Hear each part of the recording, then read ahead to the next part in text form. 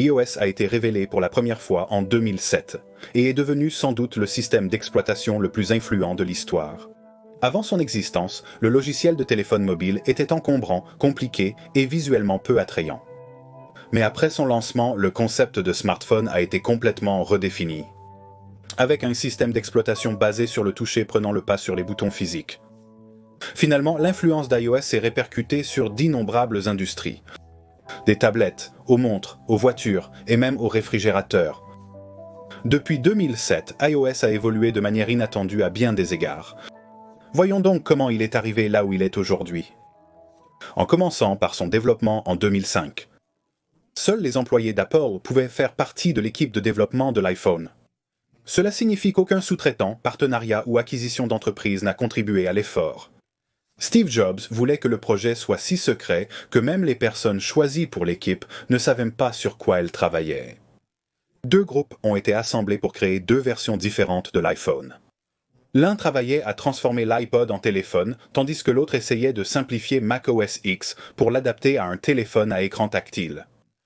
Il y avait plusieurs variations de ces deux approches, avec des personnes de l'équipe iPod incluant une molette de défilement sur le téléphone, tandis que d'autres de la même équipe essayaient d'optimiser l'interface de l'iPod pour accueillir le toucher.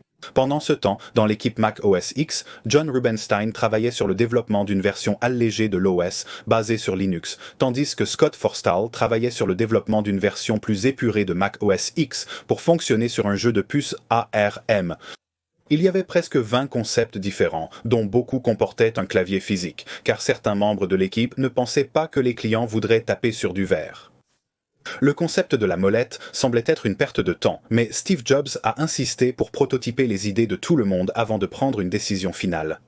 Malgré l'environnement de travail qui semblait favoriser une concurrence intense, Tony Fadell, alors responsable du développement de l'iPhone, a affirmé que c'étaient les idées qui étaient en compétition, pas les équipes, et qu'ils travaillaient tous ensemble dessus.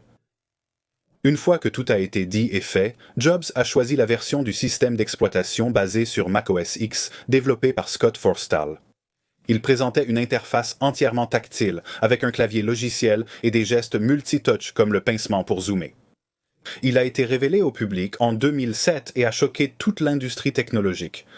Un ingénieur de Google a été époustouflé en tant que consommateur. J'en voulais un immédiatement. Mais en tant qu'ingénieur chez Google, j'ai réalisé qu'il faudrait tout reprendre à zéro. L'OS de l'iPhone a révolutionné le concept de smartphone. Il présentait une grille simple d'icônes colorées qui rendirent l'appareil accessible et facile à utiliser. Tapez sur l'application désirée et appuyez sur le bouton physique pour revenir à l'accueil. Cela peut sembler être un concept évident en rétrospective, mais les smartphones précédents, comme BlackBerry, étaient notoirement difficiles à utiliser. Mais malgré son énorme impact, il n'avait pas de nom officiel. Apple a annoncé que l'iPhone fonctionnait avec une version d'OS X, le système d'exploitation des ordinateurs Mac. Cela avait du sens d'un point de vue marketing, car aligner l'iPhone avec un ordinateur de bureau rendait l'appareil plus puissant. Mais en pratique, personne ne savait comment nommer le système d'exploitation. Et alors que des entreprises comme Google sortaient le système d'exploitation Android pour des smartphones concurrents, il était nécessaire pour Apple de différencier leur offre. En 2008, l'iPhone a reçu une mise à jour de son système d'exploitation avec un nom officiel. iPhone OS 2. Cela signifie que le système d'exploitation original a été rétroactivement nommé iPhone OS 1. La mise à jour de 2008 a apporté des fonctionnalités essentielles au succès de l'iPhone. Principalement l'App Store. Il est difficile d'imaginer l'iPhone sans l'App Store, les deux étant devenus si omniprésents. Mais c'est en fait Steve Jobs qui a empêché le développement d'un App Store en premier lieu. Il pensait que la création et la gestion d'un énorme marché d'applications seraient trop compliquées et difficiles. Au lieu de cela, il préférait les applications web, car elles ne nécessitaient pas de kit de développement logiciel ou Software Development Kit pour faire court. Les développeurs pouvaient simplement utiliser Web 2.0 et AJAX pour créer des sites web qui fonctionnaient de manière similaire aux applications iPhone natives. Cependant, les développeurs n'étaient pas satisfaits de cette approche en raison des limites des applications web. Un Software Development Kit, le support pour des fonctionnalités comme le défilement inertiel et les données provenant de capteurs comme l'accéléromètre serait accessible aux développeurs, leur permettant de créer des applis plus fluides et fonctionnelles. Et c'est exactement ce qui s'est passé avec l'App Store dans l'iPhone OS 2. Jobs est monté sur scène et a admis que les applications web se sont avérées inférieures aux applications natives de tiers. Et qu'un Software Development Kit était en préparation pour que les développeurs puissent commencer à construire des applications pour iPhone. Lorsque l'App Store a finalement ouvert en juillet 2008, il a connu plus de succès que quiconque aurait pu imaginer. En fait, Apple ne s'attendait même pas à ce que l'App Store soit rentable. Le but initial du magasin était simplement d'attirer plus de clients de smartphones vers l'iPhone. Mais les plans d'Apple ont changé lorsque le magasin a ouvert. Il y avait 500 applications disponibles au lancement qui ont été téléchargées 10 millions de fois en seulement 3 jours. Apple, reconnaissant le potentiel de profit de l'App Store, a investi des millions en publicité, popularisant l'expression « il y a une app pour ça ». Mais il y avait plus dans l'iPhone OS 2 que l'App Store. Il a aussi ajouté la capture d'écran, permettant pour la première fois aux utilisateurs d'en prendre de haute qualité. Et le géotagging de photos qui enregistrait les données Global Positioning System pour chaque cliché. Vous pouviez ainsi voir quand et où une photo a été prise. Et pour la première fois, les utilisateurs pouvaient utiliser un champ de recherche pour trouver des contacts spécifiques, au lieu de faire défiler manuellement la liste. Mail a aussi eu une mise à jour significative. Avant, il était impossible de visualiser les pièces jointes des emails. Mais dans iPhone OS 2, Apple a commencé à supporter les pièces jointes iWork et Microsoft Office dans Mail. Ce qui était un pas dans la bonne direction qui serait développé dans les futures mises à jour. Ils ont aussi amélioré la gestion des mails avec la suppression et le déplacement en masse, ce qui a permis aux utilisateurs de sélectionner rapidement plusieurs emails à supprimer ou à déplacer tous en une fois. Les pièces jointes d'images pouvaient être enregistrées dans la bibliothèque de photos d'un utilisateur en appuyant sur l'image et en sélectionnant Enregistrer. Les contrôles parentaux, introduits avec iPhone OS 2, permettent aux parents de restreindre l'accès à certaines applications et achats. Mais la fonctionnalité la plus applaudie était en réalité la calculatrice. Elle a été mise à jour avec un mode scientifique qui pouvait être activé simplement en tournant l'appareil. Une fonctionnalité encore présente de nos jours. Et la raison pour laquelle l'iPhone 3G a pu connaître un tel succès à l'étranger était due au nouveau support linguistique dans l'iPhone OS 2. Sans cela, les utilisateurs au Japon, en Chine et en Corée n'auraient même pas pu taper sur l'appareil. La mise à jour était gratuite pour les iPhones, mais coûtait 9,95 € pour les iPod Touch. Cela était dû à une exigence comptable qui traitait l'iPhone différemment de l'iPod Touch, puisque l'un pouvait être payé en versement sur 24 mois, tandis que l'autre ne pouvait être acheté qu'à l'avance, payé en totalité. C'est une restriction légale qui n'existe pas aujourd'hui, mais qui existait dans les années 2000 et a entraîné une certaine confusion parmi les utilisateurs d'iPod Touch. L'année suivante, en 2009, l'iPhone se vendait dans 80 pays à travers le monde, faisant d'iPhone OS le système d'exploitation mobile le plus populaire au monde. Et quand il s'agit du Software Development Kit gratuit qu'Apple a introduit avec iPhone OS 2 qui permettait aux développeurs de construire des applications, il avait été téléchargé plus de 800 000 fois en seulement un an, avec 62% de ceux qui développent un logiciel pour un produit Apple pour la toute première fois. En conséquence, l'App Store est passé de seulement 500 applications au lancement en 2008 à plus de 25 000 en 2009. Avec les utilisateurs d'iPhone OS téléchargeant ces applications plus de 800 millions de fois en seulement 8 mois. Il était clair qu'Apple était sur quelque chose de grand. Et iPhone OS 3 a capitalisé sur ses succès pour aider à amener l'iPhone au niveau supérieur. Mais tout n'était pas positif. Apple a d'abord annoncé l'ajout des achats intégrés aux applications. Et en surface, la fonctionnalité semblait être une bonne idée. Les achats intégrés permettaient aux développeurs de facturer abonnements, niveaux, articles et contenus supplémentaires dans l'application. Un magazine pourrait par exemple proposer un abonnement mensuel via son application. Ou un développeur de jeux pourrait proposer de nouvelles armes ou cartes pour une petite somme. Les librairies électroniques pourraient vendre plusieurs livres dans une seule application, plutôt que de proposer une application distincte pour chaque ouvrage. L'utilisation des achats intégrés avait du sens pour certains développeurs dans des circonstances spécifiques. Cependant, Apple n'a établi aucune réglementation concernant l'utilisation de cette fonctionnalité. Il est donc naturel qu'elle ait été exploitée par les développeurs pour générer autant d'argent que possible. Les jeux ont commencé à adopter un modèle gratuit où les utilisateurs pouvaient télécharger l'application gratuitement mais étaient ensuite inondés de microtransactions pour acheter de la monnaie, des objets ou des personnages en jeu. Certains jeux limitaient même le temps de jeu des utilisateurs, nécessitant un achat pour débloquer du temps de jeu supplémentaire. De nombreuses applications, notamment de productivité, annonçaient une fonctionnalité spécifique comme l'édition de photos, mais la bloquaient derrière un mur payant une fois l'application téléchargée par les utilisateurs, exigeant des frais uniques ou même un abonnement pour simplement éditer des photos. C'est à ce moment que l'App Store est passé d'un endroit simple et amusant à un endroit confus et frustrant. C'est quelque chose avec lequel l'App Store lutte encore aujourd'hui, et c'est pourquoi de nombreux utilisateurs d'iPhone de longue date regardent les achats intégrés avec amertume. Mais il y avait un côté plus lumineux à l'iPhone OS 3. Il a introduit les notifications push aux applications tierces pour la première fois. Avant, seules les apps d'Apple pouvaient envoyer des alertes texte et audio avec des badges de notification rouges. Pour déployer cette fonctionnalité auprès des développeurs, Apple a dû réingénier son système de serveurs pour gérer l'afflux supplémentaire de notifications push sans impacter la durée de vie de la batterie des utilisateurs. Et si cela vous semble être une fonctionnalité cruciale qui aurait dû être disponible au lancement, alors vous serez peut-être surpris d'apprendre que la fonction couper, copier et coller a également été introduite dans l'iPhone OS 3, plus de 2 ans après la sortie de l'iPhone original. Le public a applaudi lorsque Scott Forstall l'a annoncé, car la fonctionnalité avait été fortement demandée et existait déjà sur Android. Le mode paysage a aussi été étendu dans l'iPhone OS 3. Auparavant, seul Safari prenait en charge la vue en paysage, mais les utilisateurs appréciaient le format d'image large et le clavier plus grand qui apparaissait lors de la frappe en paysage. Apple a donc reporté cette fonctionnalité sur d'autres applications natives comme Mail, Notes et Messages. Dans iPhone OS 3 Messages a reçu une mise à niveau importante avec l'ajout du support message multimédia par Apple, transformant l'application d'un simple messager de texte service de message court en une expérience multimédia plus riche. WhatsApp permet désormais d'envoyer des photos, des contacts, des fichiers audio et des emplacements depuis un message.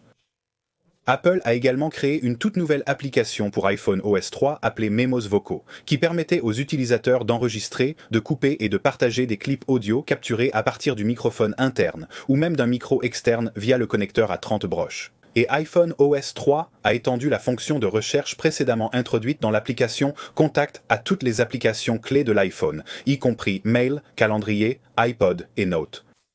Mais Apple est allé encore plus loin. En plus de la recherche dans les applications, ils ont développé Spotlight, une fonction de recherche à l'échelle du système activé en balayant vers la gauche depuis l'écran d'accueil. En 2010, Apple a commencé à moderniser le système d'exploitation de l'iPhone. Non seulement en raison de ses nouvelles fonctionnalités, mais aussi du nom lui-même. La mise à niveau tant attendue cette année était supposée s'appeler iPhone OS 4, mais Apple l'a plutôt nommé iOS 4. Il avait inclus une fonctionnalité tant attendue, appelé multitâche. Android propose le multitâche depuis des années. Mais Apple a prétendu que cela avait un coût trop élevé, comme une consommation excessive de la batterie et une diminution des performances de traitement. Ils ont affirmé que le multitâche dans iOS 4 a été construit plus efficacement, expliquant le temps supplémentaire nécessaire à sa mise en œuvre. La fonctionnalité a néanmoins résolu un problème quotidien pour de nombreux utilisateurs. Par exemple, s'il cliquait sur un lien de site web dans un email, il se retrouvait dans Safari, sans moyen de revenir rapidement à l'application Mail. Au lieu de cela, il devait appuyer sur le bouton Accueil et chercher l'application Mail pour y retourner. Cela rendait souvent l'utilisation de l'iPhone lente et peu pratique. C'est pourquoi la multitâche était une fonctionnalité essentielle. Dans iOS 4, les utilisateurs pouvaient double-cliquer sur le bouton Accueil pour accéder aux applications récentes. De là, ils pouvaient rapidement sélectionner l'application précédente ou en choisir une autre en faisant défiler la liste. Un fond d'écran personnalisé pour l'écran d'accueil a également été ajouté pour la première fois dans iOS 4. Les utilisateurs pouvaient enfin remplacer l'arrière-plan noir uni de l'écran d'accueil par quelque chose de plus personnel et attrayant. Comme les utilisateurs téléchargeaient énormément d'applications, iOS nécessitait une meilleure méthode pour les classer. C'est la raison d'être des dossiers. Plutôt que de naviguer entre 9 pages d'accueil, les utilisateurs pouvaient simplement glisser une application sur une autre pour créer un dossier, en utilisant un nom automatique basé sur la catégorie des applications incluses. Les utilisateurs peuvent personnaliser le nom du dossier à leur guise. Comme chaque dossier pouvait contenir jusqu'à 12 applications, chaque iPhone était capable de contenir 2160 applications. Une hausse considérable comparée au précédent record de 180 candidatures. Une autre grande mise à jour d'iOS 4 était une boîte de réception de courrier unifiée. Avant, chaque compte de messagerie géré par l'application avait des boîtes de réception distinctes, obligeant les utilisateurs à naviguer entre elles pour vérifier tous leurs nouveaux emails. Mais dans iOS 4, Apple a ajouté une boîte de réception unifiée, combinant tous les comptes de messagerie en un seul. Offre aux utilisateurs une méthode plus simple et rapide pour visualiser et répondre aux nouveaux emails. Pour la première fois, les utilisateurs pouvaient ouvrir des pièces jointes avec des applications. Par exemple, si un utilisateur recevait un fichier OmniGraph dans un courriel, il pouvait simplement cliquer sur la pièce jointe et l'ouvrir dans l'application OmniGraph déjà téléchargée sur son iPhone. iOS 4 a aussi apporté de toutes nouvelles applications. Le premier était iBooks, qui a fait ses débuts sur iPad mais a été transféré sur iPhone. Les utilisateurs pouvaient donc commencer un livre sur leur iPad chez eux et le reprendre sur leur iPhone, là où ils s'étaient arrêtés. Le deuxième était Game Center, qui a ajouté un élément de média social aux jeux iOS. Les utilisateurs pouvaient avoir les progrès et les réalisations de leurs amis dans certains jeux et même les inviter à jouer. Game Center pouvait même associer deux personnes de niveau similaire pour s'affronter. Apple a également introduit un nouveau service de publicité mobile pour les développeurs appelé iAddies. Ils ont dépensé 275 millions de dollars pour acquérir 4 wireless afin de rendre le service possible. iAds visait à combiner l'émotion des publicités télévisées avec l'interactivité des publicités sur Internet, permettant une publicité fluide et efficace pour monétiser les applications des développeurs. Mais le service n'a jamais décollé, principalement parce que dépenser pour faire de la publicité dans une application exclusive à une plateforme n'était pas attrayant pour les entreprises, qui préféraient placer leurs annonces sur les résultats Google, accessibles depuis n'importe quel appareil ou OS. L'année suivante, en 2011, les utilisateurs d'iPhone ont vu l'une de leurs plus grandes plaintes abordées dans iOS 5. Vous voyez, les applications étaient déjà extrêmement populaires, et avec l'introduction des notifications push pour les applications tierces dans iOS 3, les utilisateurs avaient du mal à gérer les innombrables notifications provenant de toutes leurs applications. Apple a introduit le centre de notifications dans iOS 5, qui était un seul endroit où les utilisateurs pouvaient trouver toutes leurs notifications. Il était accessible partout, en balayant simplement vers le bas depuis le haut de l'écran. Apple a même ajouté des widgets météo et boursiers en haut du centre de notification. Ils ont modifié l'apparence des notifications. Au lieu d'une fenêtre pop-up qui interrompt ce que vous faites, les notifications arrivent simplement par le haut de manière beaucoup plus discrète, vous permettant de continuer à jouer à un jeu ou à lire un livre sans que quelque chose ne vous gêne. Apple a aussi ajouté les notifications sur l'écran de verrouillage, permettant aux utilisateurs de voir rapidement ce qu'ils ont manqué lorsque leur téléphone était en veille. Pour agir sur une notification, l'utilisateur n'avait qu'à glisser le doigt dessus pour accéder directement à l'application source. Le kiosque était une nouvelle fonctionnalité moins enthousiasmante, qui était un dossier sur l'écran d'accueil d'un utilisateur conçu pour contenir divers abonnements à des magazines, journaux et revues. Mais la plupart des gens étaient confus sur ce qu'ils faisaient exactement. Kiosque ne fonctionnait pas comme les autres applications iOS. Le document ne pouvait être ni classé avec d'autres, ni supprimé ou retiré. C'était essentiellement un dossier permanent sur l'écran d'accueil d'un utilisateur qui resterait vide à moins que des abonnements à des magazines ne soient achetés.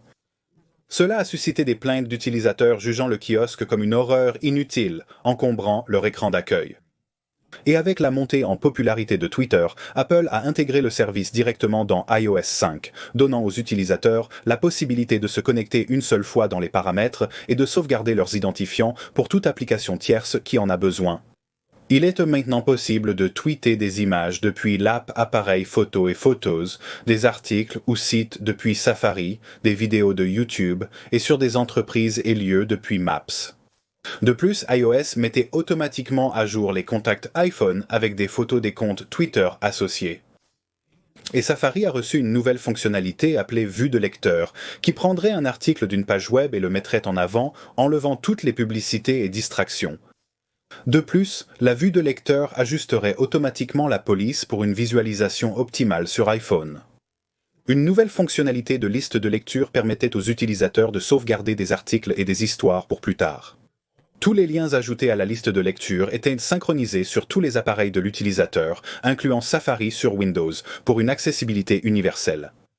iOS 5 était également la première fois que la navigation par onglets était disponible, bien que l'iPhone avait si peu de RAM que les onglets devaient souvent être rechargés lorsque l'utilisateur y revenait. Il y avait aussi une nouvelle application appelée Rappels, qui permettait aux utilisateurs de stocker leur liste de courses et leurs notes post-it directement sur leur téléphone.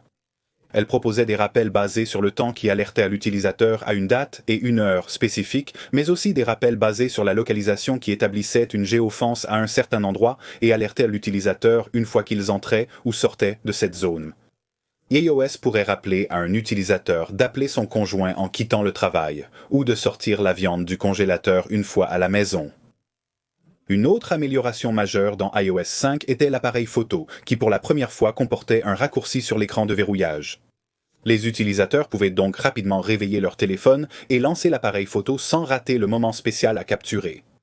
Il contournait même le code d'accès de l'utilisateur, donc n'importe qui pouvait prendre une photo rapidement sans voir les photos précédentes ou avoir accès à d'autres fonctionnalités sur le téléphone. Une fois dans l'application appareil photo, vous pouviez utiliser le bouton volume pour prendre une photo au lieu de l'écran tactile. Quelque chose que vous pouvez toujours faire dans iOS aujourd'hui, des lignes de grille optionnelles, le pincement pour zoomer, le verrouillage de l'exposition et de la mise au point automatique ont été ajoutés pour aider les utilisateurs à composer correctement leurs photos. A été ajouté pour que l'appareil photo ne change pas constamment d'exposition et de mise au point une fois qu'un utilisateur l'a réglé correctement. iOS 5 a introduit pour la première fois la possibilité de retoucher des photos dans l'application native Photos. Vous pouviez recadrer, pivoter, supprimer les yeux rouges et améliorer d'un clic une fonction introduite sur macOS. iOS 5 a introduit un dictionnaire système permettant aux utilisateurs de surligner un mot dans n'importe quelle application pour afficher sa définition. Taper le mot afficherait son entrée de dictionnaire. Et pour la première fois, les iPhones pouvaient être configurés et utilisés sans être branchés à un PC. L'une des principales attractions de l'iPhone original était la synchronisation avec iTunes, permettant aux utilisateurs de transférer leur musique, contacts, informations de calendrier et plus depuis leur ordinateur. Apple a adopté la même approche avec l'iPod. Mais cette méthode devenait gênante sur les iPhones modernes. Auparavant, les nouveaux utilisateurs d'iPhone devaient obligatoirement le connecter à un ordinateur avec iTunes. Même s'il remplaçait simplement un iPhone existant contenant toutes les informations nécessaires. Et chaque fois qu'un iPhone avait besoin d'une mise à jour logicielle, il devait être reconnecté à iTunes. Les utilisateurs se sentaient donc liés à un ordinateur qu'ils n'utilisaient peut-être plus, alors que les gens passaient aux appareils mobiles comme les iPads et iPhones. Ainsi, dans iOS 5, Apple a coupé le cordon, permettant aux iPhones et iPads d'être configurés et mis à jour complètement indépendamment d'iTunes ou d'un ordinateur. C'était un énorme changement qui a vraiment mis les appareils mobiles au même niveau que les ordinateurs, puisqu'ils n'étaient plus liés les uns aux autres. En ce qui concerne le Game Center, plus de 50 millions de personnes se sont inscrites au service depuis son lancement dans iOS 4, 9 mois plus tôt. Et Apple a ajouté quelques nouvelles fonctionnalités, comme les photos de profil, les points de réussite, les recommandations d'amis et les recommandations de jeux. Cela vous permet de découvrir et télécharger de nouveaux jeux depuis l'app Game Center. Enfin, le support des jeux à tour de rôle permet aux utilisateurs de suivre à qui c'est le tour dans quel jeu. Mais surtout, iOS 5 a marqué le début de peut-être la fonctionnalité iPhone la plus importante en Amérique du Nord, iMessage. Jusqu'à ce point, tous les messages envoyés depuis l'iPhone étaient verts. C'est pourquoi l'application Message elle-même est verte au lieu de bleu. Mais avec iMessage, Apple a créé un tout nouveau service de messagerie qui fonctionne entre les utilisateurs d'iOS, y compris l'iPad et l'iPod Touch, d'une manière très unique. Il a non seulement permis d'envoyer des textes, des photos, des vidéos, des contacts et des messages de groupe comme le faisaient toujours les iPhones, mais il a étendu les fonctionnalités pour inclure les accusés de réception, les confirmations de lecture, l'indication de frappe, les conversations synchronisées qui étaient mises à jour sur tous les appareils, et il était entièrement crypté de bout en bout. En 2012, Apple avait vendu plus de 365 millions d'appareils iOS, dont plus de 80% fonctionnaient avec le dernier système d'exploitation. Système iOS 5. C'était une force unique de la plateforme d'Apple par rapport à celle de Google, qui luttait constamment contre des problèmes de fragmentation. Seulement 7% des utilisateurs avaient effectué la mise à jour vers la dernière version d'Android, sortie à peu près en même temps que iOS 5.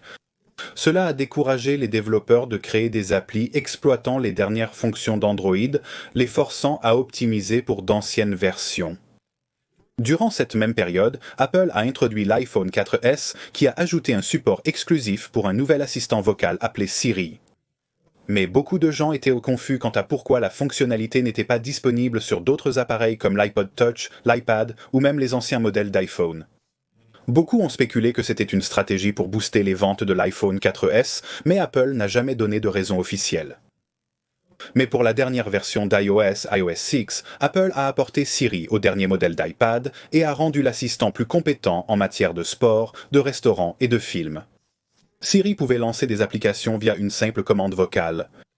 Et Apple s'est associé à certains constructeurs automobiles pour lancer une fonction appelée Eyes Free, où un bouton Siri dédié serait intégré au volant d'une voiture, afin que les conducteurs puissent interagir avec Siri tout en gardant les yeux sur la route et l'écran de leur iPhone éteint. Et tout comme Apple a intégré Twitter dans iOS 5, ils ont fait la même chose avec Facebook dans iOS 6. En permettant aux utilisateurs de se connecter et de publier du contenu sur Facebook directement depuis les applications iPhone natives. L'application iPhone a été mise à jour avec de nouvelles options de réponse pour les appels entrants, comme répondre par message ou me rappeler ultérieurement. Permet aux utilisateurs d'envoyer rapidement un service de messages courts à leurs correspondants ou de se rappeler de les rappeler ultérieurement. Et comme les gens reçoivent plus de notifications que jamais auparavant, ils ont réalisé que parfois ils préféreraient ne pas être dérangés du tout. C'est pourquoi Apple a introduit Ne pas déranger dans iOS 6, qui met en silence les appels entrants, les messages et les notifications, mais montre à l'utilisateur ce qu'il a manqué lorsqu'il est prêt à réveiller son téléphone à nouveau. Maintenant, lorsque l'iPhone 4 a été introduit en 2010, Apple a créé FaceTime pour tirer parti de sa nouvelle caméra frontale. En 2012, des améliorations ont rendu le service plus utile. Au début, FaceTime n'était disponible que via Wi-Fi. Mais avec iOS 6, il était possible de passer des appels FaceTime via le réseau cellulaire. Apple a permis aux utilisateurs d'unifier leur numéro de téléphone et leur identifiant Apple, leur permettant de répondre à un appel FaceTime sur leur iPad ou Mac plutôt que sur leur iPhone. Cette fonctionnalité a aussi été ajoutée à iMessage, rendant l'expérience de la messagerie et de FaceTime sur tous vos appareils plus fluide. Safari a également reçu de grandes mises à jour dans iOS 6 comme les onglets iCloud, qui synchronisent les onglets Safari des utilisateurs sur tous leurs appareils. Et les listes de lecture hors ligne, qui téléchargent et sauvegardent les histoires ajoutées à la liste de lecture de Safari. Ainsi, les utilisateurs peuvent y accéder et les lire hors ligne. Le téléchargement de photos via Safari est désormais possible sur iOS 6. Des bannières d'applications intelligentes ont aussi été ajoutées, montrant un lien direct vers l'application native d'un site web, offrant aux utilisateurs une expérience optimisée et aux développeurs plus de téléchargement d'applications. Mail a reçu une nouvelle boîte aux lettres Very Important Person qui avertissait les utilisateurs de nouveaux courriels de certains expéditeurs et plaçait des étoiles à côté de leurs courriels dans la boîte de réception unifiée pour une identification facile. Apple a ajouté une nouvelle méthode pour insérer des médias dans la fenêtre de composition et une fonction de rafraîchissement par glissement vers le bas, pour vérifier la présence de nouveaux courriels. iOS 6 a présenté une nouvelle application nommée Passbook qui rassemble les billets de cinéma, cartes d'embarquement et de fidélité d'un utilisateur en un même endroit. Mais elle pouvait aussi suggérer intelligemment des passes en fonction de l'heure et de l'emplacement de l'utilisateur. Par exemple, un billet de cinéma apparaîtrait sur l'écran de verrouillage à l'arrivée de l'utilisateur au cinéma. La fonctionnalité la plus discutée d'iOS 6 était la nouvelle application Maps.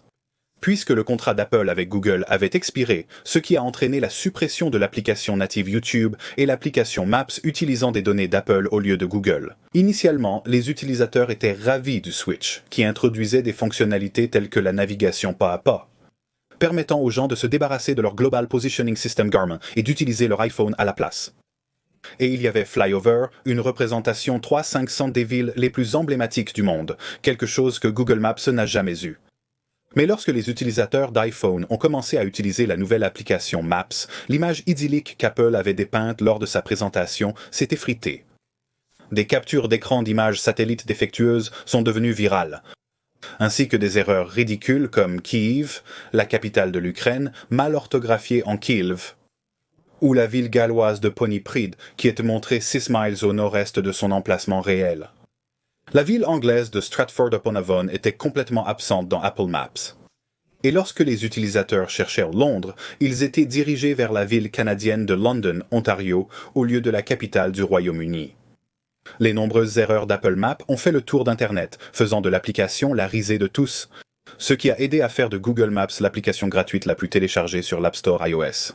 C'est devenu un problème si important que Tim Cook a publié une lettre d'excuse sur le site web d'Apple le 28 septembre 2012, seulement 9 jours après la sortie d'iOS 6 et avec lui, Apple Maps.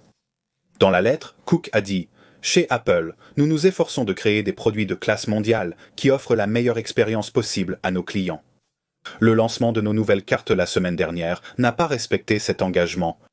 Nous sommes extrêmement désolés pour la frustration que cela a causé à nos clients et nous faisons tout ce que nous pouvons pour améliorer les cartes. » Cette réponse était standard pour Apple, mais il a continué à dire quelque chose qui a surpris beaucoup de gens. Cook a écrit « Pendant que nous améliorons les cartes, vous pouvez essayer des alternatives en téléchargeant des applications de cartes depuis l'App Store comme Bing, MapQuest et Waze, ou utiliser Google ou Nokia Maps en allant sur leur site web et en créant une icône sur votre écran d'accueil pour leur application web. » C'est la partie de la lettre qui a créé la controverse parmi les fans et les actionnaires d'Apple. Peu de présidents directeurs généraux donneraient à leurs clients des instructions explicites pour utiliser les services de leurs concurrents. Et personne n'a moins aimé cela que Scott Forstall. L'homme qui non seulement a introduit Apple Maps, mais a également dirigé l'équipe qui l'a développé. Des sources anonymes ont confié à The Verge que Forstall pensait que les plaintes concernant les erreurs d'Apple Maps étaient exagérées, une conviction qu'il avait si fortement qu'il a refusé de signer la lettre d'excuse de Tim Cook. Plusieurs chez Apple ont considéré que c'était la goutte de trop pour Forstall, qui s'était fait des ennemis dans la direction au cours des années. Même Jonathan Ive, le responsable de longue date du design industriel d'Apple, aurait refusé d'assister à des réunions dans la même pièce que Forstall, à moins que Cook ne soit là pour faire l'intermédiaire. Et comme il a refusé de signer la lettre d'excuse, Cook a décidé de retirer Forstall de l'équipe d'Apple entièrement, avec son départ en 2013 annoncé le 29 octobre 2012, juste un mois après la sortie d'Apple Maps. Ce bouleversement de l'équipe dirigeante d'Apple a eu un impact dramatique sur la version suivante d'iOS, car Jonathan Ive a pris en charge la conception logicielle en plus du matériel. Vous voyez, il y avait un long conflit sur l'interface d'iOS. Steve Jobs et Scott Forstall étaient en faveur du skeuomorphisme ou des fonctionnalités logicielles qui imitaient des objets physiques. Une application de notes ressemblant à un cahier avec des coutures en cuir. Cependant, une perspective opposée prônait le minimalisme et la simplicité, dont Jonathan Ive était un défenseur. Et depuis qu'il a pris le contrôle de l'interface utilisateur d'iOS de Scott Forstall, iOS 7 est devenu une sortie très attendue. Le battage médiatique en valait la peine. Car en 2013, iOS 7 s'est avéré être le changement le plus dramatique du système d'exploitation de l'iPhone depuis la sortie originale en 2007. Sa vidéo d'introduction a valu à Apple une ovation debout et à Tim Cook un « je t'aime ». Je t'aime. Merci. C'était fort majeur. L'interface d'iOS 7 a été complètement modifiée, passant d'un design skeuomorphique plein de reflets, d'ombres et de textures à un design totalement minimaliste et plat. Craig Federighi a même dit cela lors de la révélation. Et le centre de jeu, il a tout simplement épuisé tout son feutre vert. Et le bois également, ce qui est bénéfique pour l'environnement. Mais iOS 7 offrait plus que son apparence. Apple a ajouté des fonctionnalités incroyables qui ont élevé la plateforme à un nouveau niveau, en commençant par le centre de contrôle. En balayant vers le haut depuis le bas de l'écran de l'iPhone, les utilisateurs accèdent rapidement à leurs fonctionnalités favorites telles que le Wi-Fi, le Bluetooth, le mode avion, la luminosité et la lecture de musique. Vous pouvez allumer une lampe de poche et accéder à la calculatrice depuis le centre de contrôle.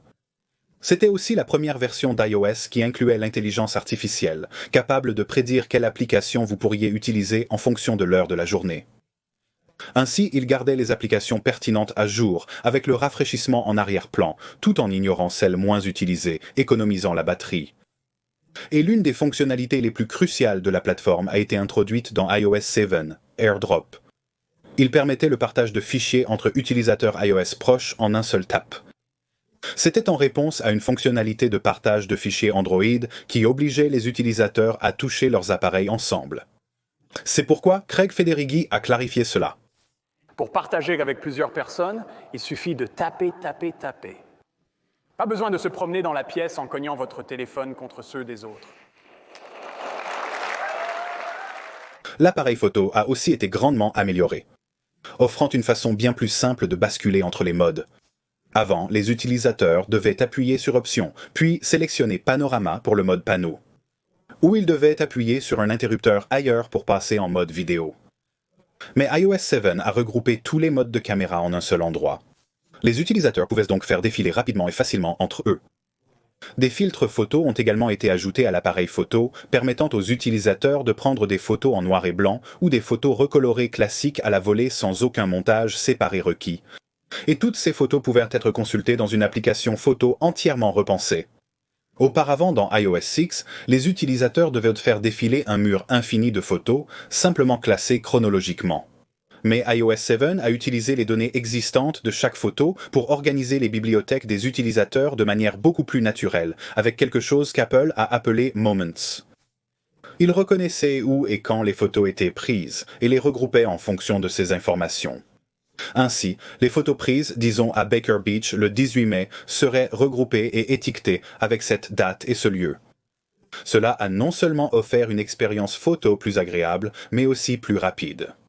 La nouvelle application Photos permet de zoomer pour voir les collections par année. Et en appuyant sur la mosaïque de petites photos, une plus grande prévisualisation s'affiche, permettant aux utilisateurs de parcourir rapidement un grand nombre de photos pour trouver la bonne. iOS 7 a aussi introduit le partage de flux de photos. Ainsi, un groupe d'amis ou de famille pourrait tous contribuer leurs photos à une collection commune. Parfait pour s'assurer que tout le monde a toutes les photos de vacances prises par différentes personnes. Et Siri n'a pas seulement reçu une nouvelle interface dans iOS 7, mais aussi une voix améliorée. Sonnez plus réaliste qu'avant. Salut Eddie, que puis-je faire pour toi? De plus, une voix masculine optionnelle a été ajoutée. Salut Eddie, que puis-je faire pour toi?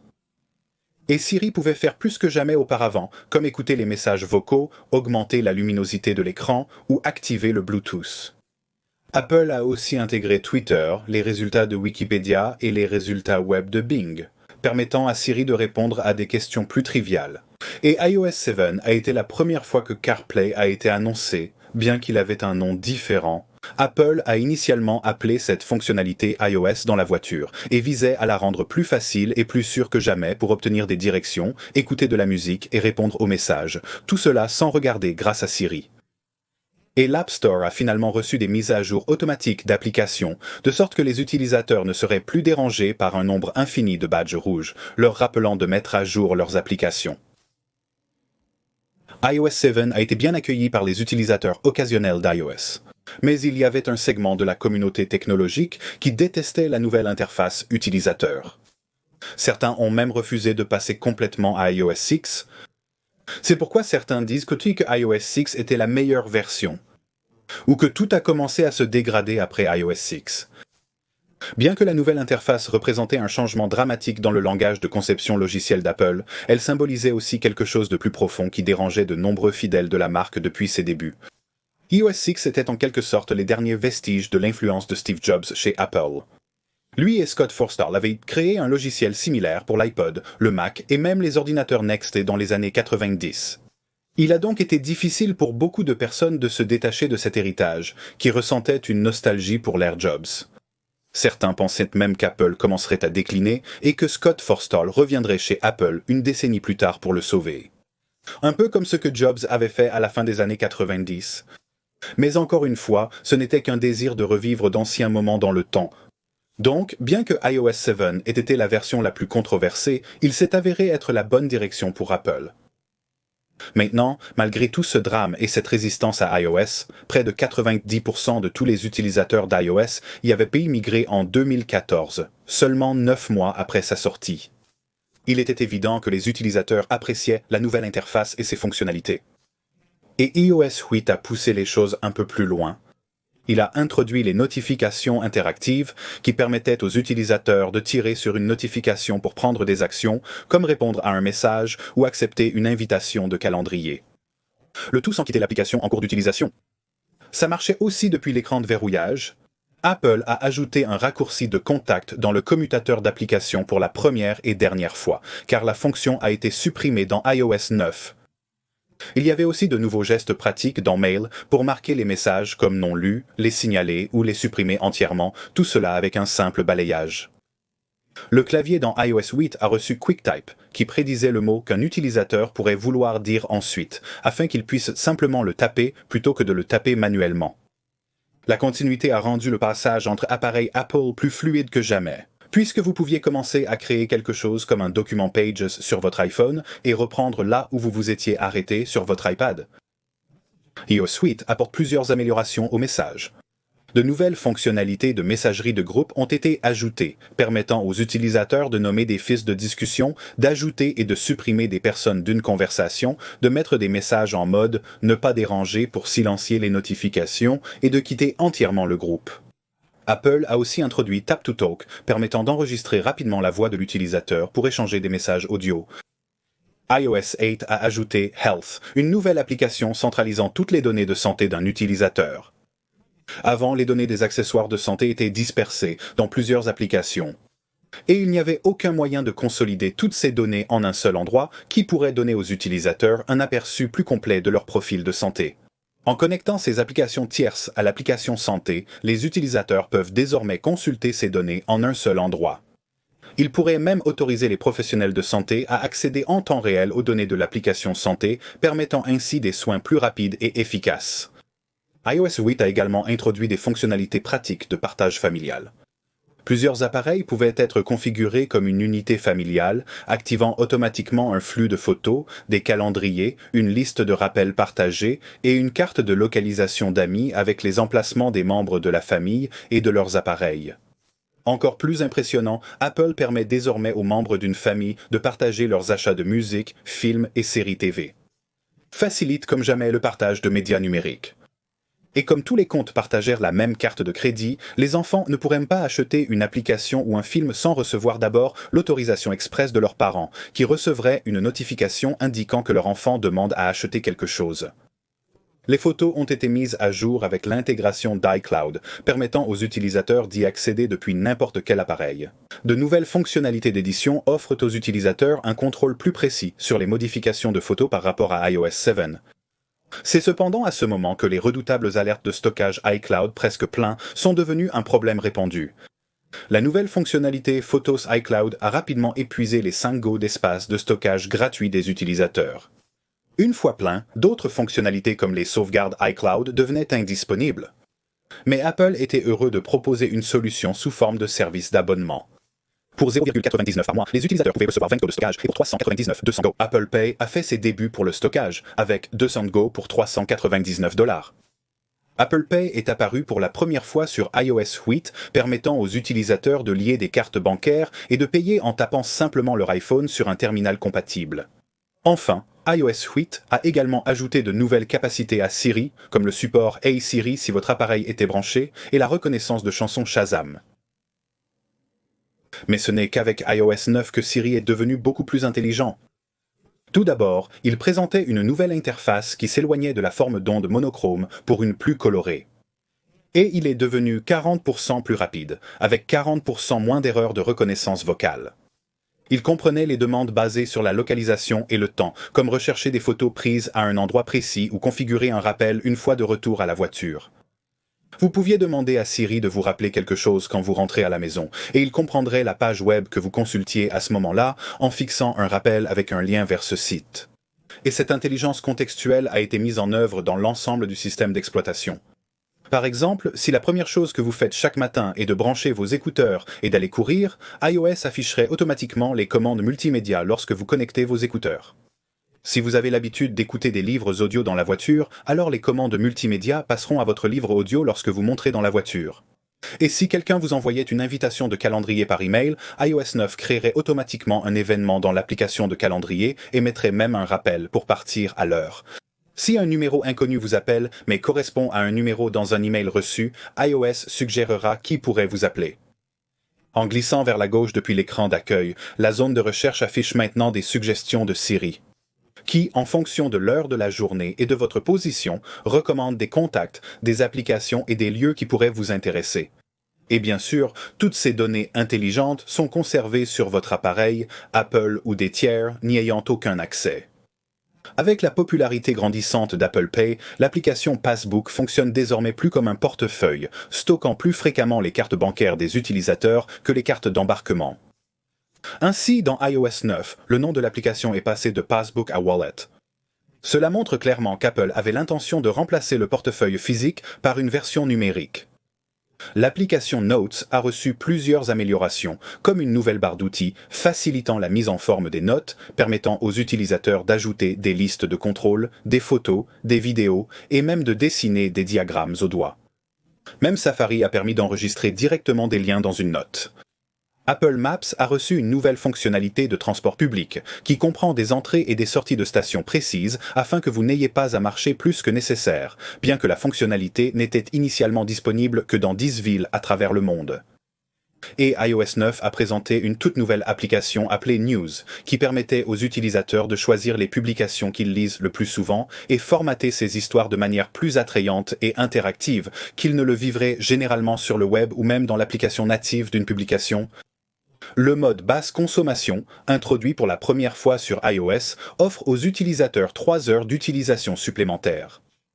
Et la mise à niveau vers iOS 9 ne nécessitait que 1.3 gigaoctets d'espace libre sur les appareils des utilisateurs, au lieu des 4.6 gigaoctets d'espace nécessaires pour télécharger iOS, ce qui le rendait beaucoup plus accessible aux anciens iPhones qui ne disposent peut-être que de 16 gigaoctets de stockage interne. Et Apple Music a été introduit pour la première fois sur iOS 9, qui était un service d'abonnement de streaming musical conçu pour concurrencer Spotify. Maintenant, en 2016, iOS X a été conçu en pensant au iPhone 6S récemment sorti. Parce qu'il a introduit un capteur Touch ID plus rapide qui déverrouillait l'appareil si rapidement que les utilisateurs n'avaient pas le temps de voir leurs notifications avant d'être dirigés vers l'écran d'accueil. Apple a introduit Lever pour réveiller, permettant aux utilisateurs de consulter leur écran de verrouillage sans appuyer sur un bouton. En soulevant simplement leur iPhone, l'écran s'allumait et les utilisateurs pouvaient facilement vérifier leurs notifications. Avec la FreeSync Sense Touch du 6S, iOS a ajouté Pick and Pop, permettant aux utilisateurs d'appuyer sur une notification pour la prévisualiser et agir. Comme répondre à un message ou voir une mise à jour en direct du statut de leur voiture Uber directement depuis l'écran de verrouillage. Le centre de contrôle redessiné incluait un panneau de contrôle des médias accessible par balayage. Pour la première fois, les utilisateurs pouvaient balayer vers la gauche sur l'écran de verrouillage pour accéder à l'appareil photo et vers la droite pour voir leur widget. Et dans iOS X, Apple a fait quelque chose d'assez inattendu en ouvrant Siri aux développeurs, permettant aux utilisateurs d'envoyer des messages WeChat ou de réserver un Uber via Siri. QuickType est également devenu plus intelligent, avec une compréhension plus profonde du contexte des phrases et la capacité de partager votre emplacement, vos informations de contact et vos adresses récentes au bon moment en fonction de la conversation. Dans Photos, la nouvelle carte des lieux permet aux utilisateurs de voir où leurs photos ont été prises, et la reconnaissance faciale crée automatiquement des albums en fonction des personnes, en associant même les visages aux noms en fonction des photos de votre liste de contacts. La même technologie d'apprentissage profond est appliquée aux objets et aux paysages. iOS peut donc identifier les éléments d'une photo, comme un cheval, de l'eau ou une montagne. Et cela a permis une fonctionnalité appelée Souvenirs, qui regroupe les photos en fonction des lieux, des personnes et des sujets. Puis crée un film pour que vous puissiez revivre des souvenirs passés d'une manière jamais possible auparavant. L'application Maps a été mise à jour avec un nouveau design et des fonctionnalités de recherche améliorées. Elle incluait le trafic sur l'itinéraire et une nouvelle vue dynamique pour mieux voir sur quelle rue tourner et à quoi ressemble le trafic plus loin. Des contrôles rapides affichent également les stations-service et les restaurants le long de votre trajet. Les cartes indiqueront le temps de trajet supplémentaire si vous vous arrêtez à cet endroit. Maintenant, la fonctionnalité iOS dans la voiture introduite dans iOS 7 a depuis été renommée CarPlay et était disponible dans la plupart des nouveaux véhicules.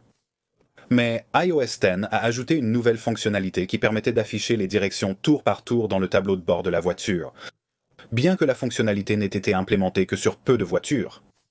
À ce stade, Apple Music était sorti depuis 1 an et avait accumulé 15 millions d'abonnés payants. L'interface de l'application a été complètement revue, rendant la navigation bien plus simple et intuitive. L'application de nouvelles a également fait peau neuve avec le support des abonnements et des notifications de dernières nouvelles. iOS X a introduit une nouvelle application appelée Home, offrant aux utilisateurs un espace pour organiser et contrôler leurs accessoires de maison intelligente. Des scènes pouvaient être créées, sauvegardant les paramètres d'un groupe d'accessoires pour un objectif spécifique. comme éteindre les lumières et verrouiller la porte avant le coucher. Et ces scènes pouvaient être contrôlées via Siri ou même dans le centre de contrôle. Et les notifications interactives permettent à une sonnette HomeKit de diffuser un flux vidéo en direct dans une notification directement depuis l'écran de verrouillage. Mais l'une de mes fonctionnalités préférées d'iOS X était les transcriptions de messagerie vocale dans l'app téléphone. Je n'avais plus à passer du temps à écouter chaque message vocal.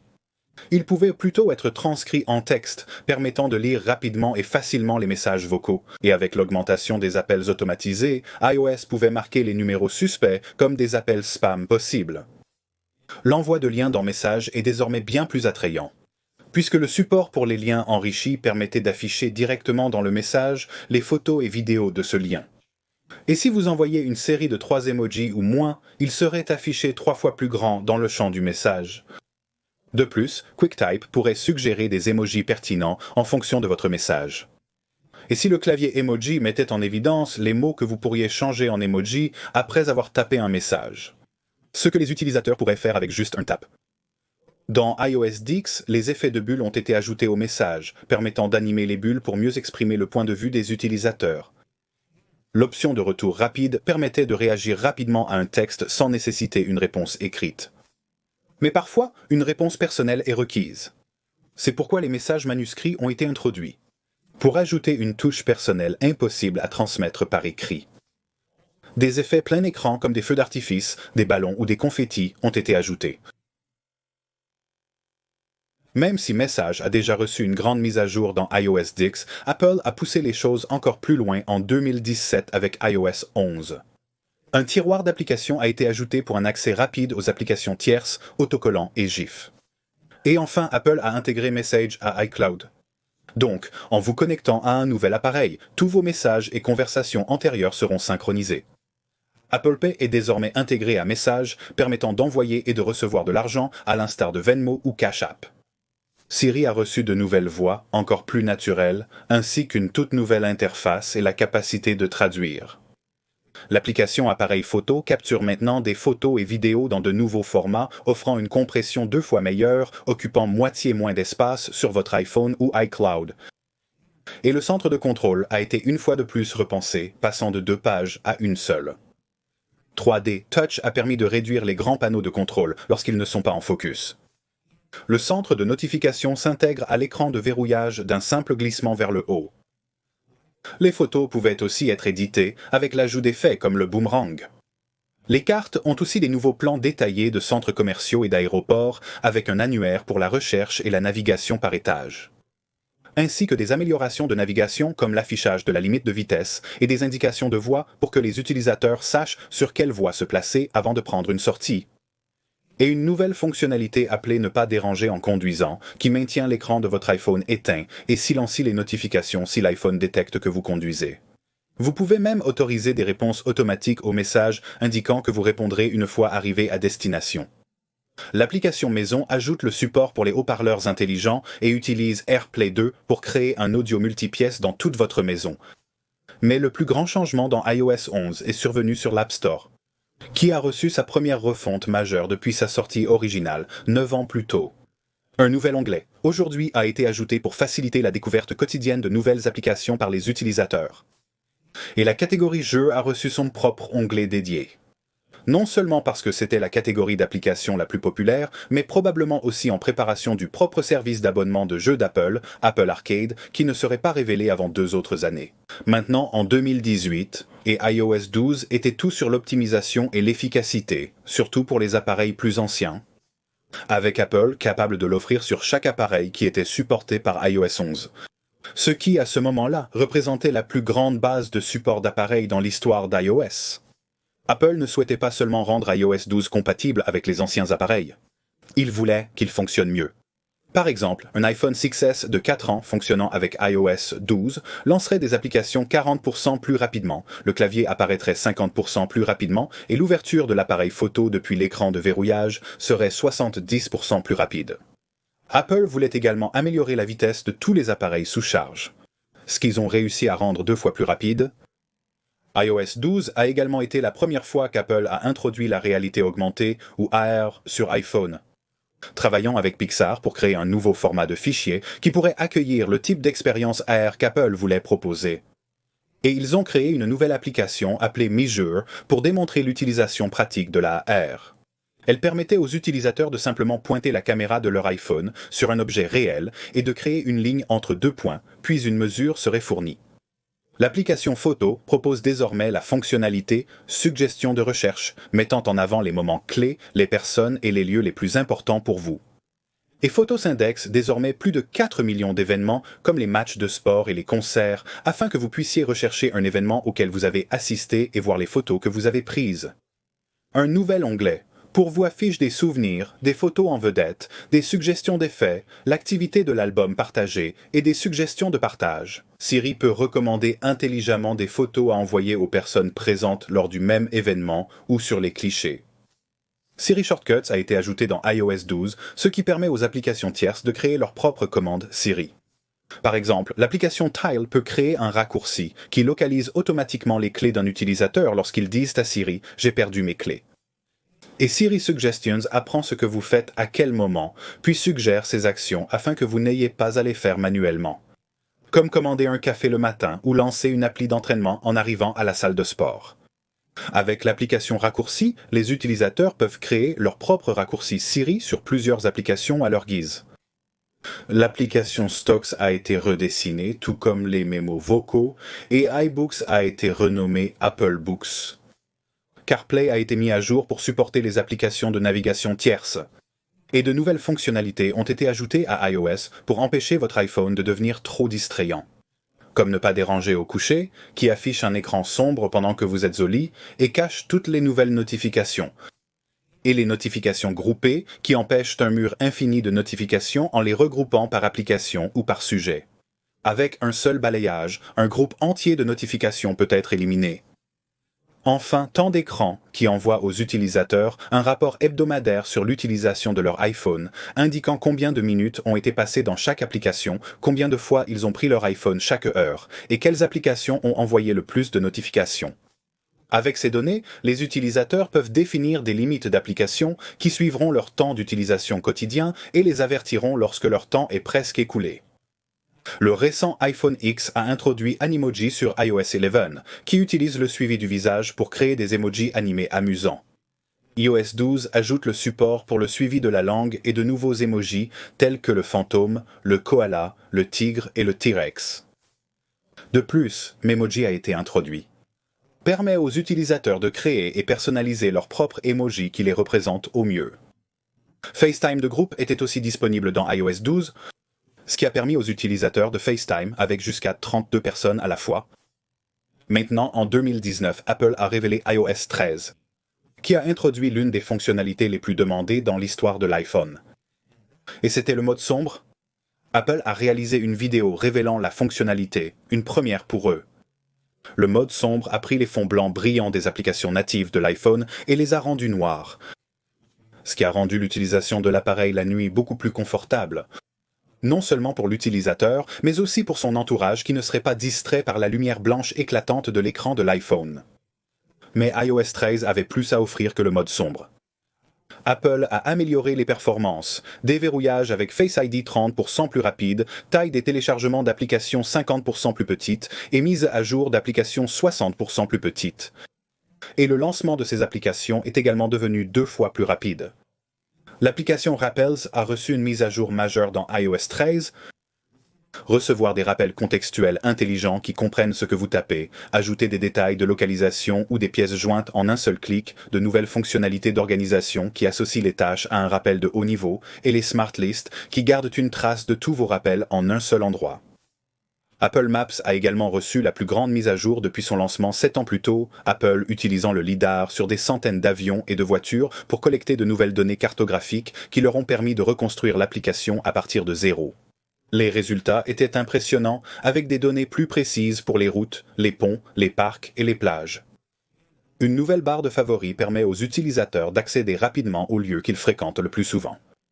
Les collections permettent aux utilisateurs de sauvegarder de nombreux lieux dans une liste partageable avec des amis.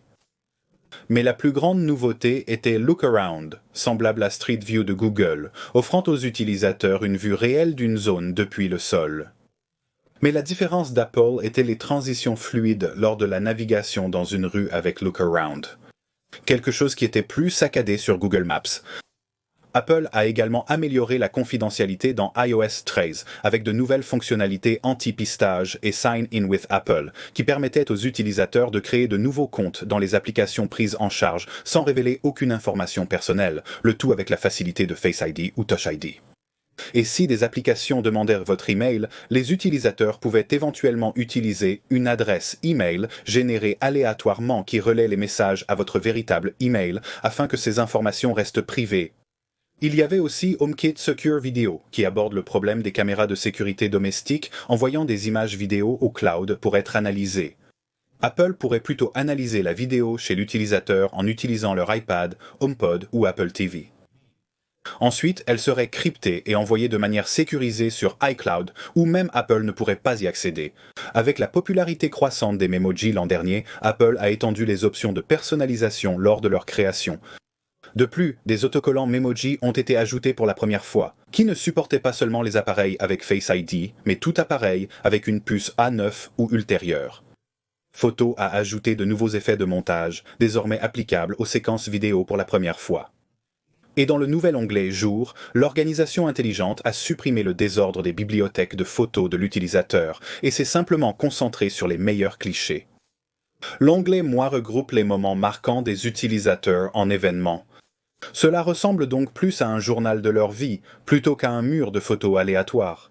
Les années nous montrent les événements similaires des utilisateurs de ce jour dans le passé, ajoutant une expérience plus émotionnelle au visionnage de photos. Les messages annoncés sont arrivés avec iOS 13, qui permettent à Siri de lire les messages textes d'un utilisateur dès leur réception. Bien que cela ait agacé beaucoup de gens qui ont vite désactivé cette option. Mais le partage audio a été beaucoup mieux reçu parmi les utilisateurs, qui ont aimé l'idée de partager l'audio qu'ils écoutaient avec juste un tap. La prise en main avec HomePod permettait aux utilisateurs de continuer à écouter leur musique en rentrant chez eux, simplement en rapprochant leur iPhone du HomePod. CarPlay a aussi eu une grande mise à jour. Apps redessinées, nouveau Siri et nouveau tableau de bord de widgets permettant aux conducteurs de voir direction, commandes audio et suggestions de Siri au même endroit. La série Voice a été mise à jour une fois de plus, en utilisant une technologie d'apprentissage automatique appelée texte à parole neurale qui rendait le rythme des phrases plus longues, plus naturel. Enfin, Silence Unknown Callers, ajouté à iOS 13, envoie les appels de numéros inconnus, souvent indésirables, directement sur la messagerie vocale. A ensuite notifié les utilisateurs que l'appel avait été reçu. En 2020, iOS 14 a été révélé, qui a ajouté des améliorations cruciales à l'expérience iPhone, comme App Library. Il a résolu le problème des pages et des pages d'applications que les utilisateurs peuvent oublier. App Library a pris toutes ces applications et les a automatiquement organisées en catégories. Les utilisateurs pouvaient facilement cacher les pages supplémentaires d'applications aléatoires devenues inutiles en mode tremblement. L'introduction de widgets sur l'écran d'accueil a permis un niveau de personnalisation jamais auparavant possible sur iOS. Le mode image dans l'image était également disponible, quelque chose précédemment uniquement sur iPad. Quand il s'agissait de Siri, les utilisateurs ont finalement obtenu la mise à jour qu'ils demandaient avec une nouvelle interface compacte qui n'obscurcissait plus le contenu à l'écran. Il y avait aussi une nouvelle application appelée Translate, qui présentait le mode Conversation, une vue côte à côte qui détectait automatiquement la langue parlée et la traduisait en conséquence. Dans Messages, les conversations importantes peuvent maintenant être épinglées pour ne pas se perdre dans une longue liste. Memoji a reçu encore plus d'options de personnalisation, y compris des couvertures de visage, tandis que les réponses en ligne et les mentions ont rendu les conversations de groupe plus faciles à suivre. Et les conversations de groupe peuvent désormais être personnalisées avec une photo, un emoji et même un nom de groupe dédié. Apple Maps a ajouté la fonction Guides, qui aide les visiteurs à découvrir des lieux où manger, faire du shopping ou explorer dans une nouvelle ville. En plus des directions pour le cyclisme, qui aident les utilisateurs à naviguer sur les pistes cyclables, voies cyclables et routes. Il prend en compte l'altitude et informe même les utilisateurs si la route sera calme ou animée et s'ils devront porter leur vélo dans un escalier. L'itinéraire pour véhicules électriques a été ajouté à Maps, mais uniquement disponible lorsque connecté à un véhicule compatible, dont il y en a encore très peu. De même, la nouvelle fonctionnalité de clé de voiture numérique d'iOS 14, qui permettait aux utilisateurs de déverrouiller leur voiture avec leur iPhone, ne fonctionnait que sur les voitures compatibles, qui au lancement n'était que une, la BMW série 5. Et pour aider les utilisateurs avec les complications du téléchargement de différentes applications pour divers lieux et services, Apple a créé App Clips, qui est une version mini d'une application de taille normale qui peut être rapidement téléchargée au moment où vous en avez besoin. Malgré tout, la fonctionnalité n'a pas rencontré le succès escompté par Apple. En 2021, iOS 15 a aidé les utilisateurs à rester connectés, à trouver un point de concentration et à capitaliser sur l'intelligence de leur appareil. Commençant par FaceTime, qui reçoit un support pour l'audio spatial. Cela donne l'impression que la personne à qui vous parlez est dans la même pièce que vous. L'isolation vocale utilisant l'apprentissage automatique a été ajoutée pour bloquer le bruit ambiant et rendre votre voix plus claire. Mais si vous vouliez que tous les bruits de fond soient audibles, vous pourriez passer en large spectre, qui améliore le bruit ambiant en plus de votre voix afin que la personne à l'autre bout puisse tout entendre. La vue en grille a aussi été ajoutée, simplifiant le suivi des appels de groupe. Et le mode portrait, qui floute l'arrière-plan et met l'accent sur vous. Les liens FaceTime permettent de planifier des appels en les partageant via messages, email, WhatsApp ou événements de calendrier. Pour la première fois, les utilisateurs Windows et Android peuvent rejoindre un appel FaceTime avec un lien. Désormais, pendant un appel FaceTime, la nouvelle fonction SharePlay permet à tous les participants d'écouter de la musique, regarder des émissions TV ou films ensemble et même de partager leur écran. Ainsi, aider votre grand-mère à réparer son iPhone est plus facile que jamais. Dans Messages, les liens envoyés par les proches sont sauvegardés dans un nouvel espace partagé avec vous dans leurs apps respectives. Ainsi, Safari propose une section de liens reçus via Messages. Et l'application News a une section d'articles partagés, vous permettant de consulter ces liens partagés à votre propre rythme au lieu de les vérifier immédiatement. Même l'application Photo enregistre les photos partagées par d'autres personnes via les messages et les organise dans votre bibliothèque sans que vous ayez à faire quoi que ce soit. De plus, il est assez intelligent pour ignorer les captures d'écran et les mèmes, évitant ainsi qu'ils n'encombrent votre bibliothèque de photos. Avec la nouvelle fonctionnalité Focus, les utilisateurs peuvent choisir les notifications qu'ils reçoivent des camps. En plus des résumés de notifications, qui permettent seulement la livraison des notifications sensibles au temps sur le moment, tandis que tout le reste est affiché plus tard dans un résumé de notifications qui peut être livré à tout moment que vous choisissez, comme le matin ou le soir. Apple a simplifié la façon de montrer aux autres quand vous ne souhaitez pas être dérangé grâce au statut dans Messages pour qu'ils sachent quand vous contactez ou non. Une nouvelle fonctionnalité, Texte en direct, reconnaît les mots manuscrits dans les photos pour les sélectionner et les copier. iOS peut reconnaître plus que du texte. Visual Lookup permet d'identifier les animaux, les objets et les lieux. Vos photos sont désormais recherchables via Spotlight pour la première fois. Reach Result pour Contact donne plus de détails sur vos contacts les plus fréquents. Photo Memories a reçu plus d'options de personnalisation avec l'ajout de chansons d'Apple Music en tant que bande sonore. Wallet a reçu le support pour une nouvelle clé de voiture numérique ultra large bande, des clés d'hôtel numériques et des identifiants d'état numériques. Quelque chose qui n'est encore soutenu que par quelques États. L'application météo d'Apple a été considérablement mise à jour, intégrant la technologie de Dark Sky, une application populaire récemment acquise. De nouvelles cartes affichent désormais la température, les précipitations et la qualité de l'air de manière visuelle. Apple Maps a reçu un nouveau globe interactif, des visuels plus détaillés pour l'altitude, un nouveau mode nocturne et même des repères personnalisés. Il y a aussi une nouvelle expérience de réalité augmentée pour aider les utilisateurs à se promener dans une nouvelle ville ou à trouver la sortie de station la plus proche. Dans iOS 6, la dernière version, l'écran de verrouillage subit sa plus grande transformation à ce jour. Avec la possibilité de personnaliser la police et la couleur, profiter d'effets de profondeur dynamique, changer le style de photo et ajouter des widgets. Tout cela directement depuis l'écran de verrouillage. Vous pouvez également créer divers écrans de verrouillage optimisés pour différentes activités. Un écran pour le travail, un autre pour se détendre à la maison. Mais les notifications peuvent masquer votre nouvel écran de verrouillage magnifique. Apple a modifié l'apparence des notifications, déroulant du bas sans obscurcir le reste de l'affichage. Et les activités en direct empêchent les notifications d'événements en direct d'encombrer votre appareil en les contenant toutes dans un widget qui peut être placé soigneusement sur l'écran de verrouillage. Et les commandes médias peuvent également maintenant être contenues dans un format de widget plus petit. Comme il est possible d'avoir plusieurs écrans de verrouillage, Apple permet aux utilisateurs de les associer à différents modes de concentration. Cela change non seulement l'écran de verrouillage, mais aussi la disposition de l'écran d'accueil et même l'intérieur des applications avec la concentration. Filters, ce qui vous permet de filtrer le contenu distrayant. Par exemple, Safari peut ne vous montrer que les onglets liés au travail lorsque vous êtes en mode travail, puis les cacher une fois que vous êtes chez vous et activer votre mode personnel.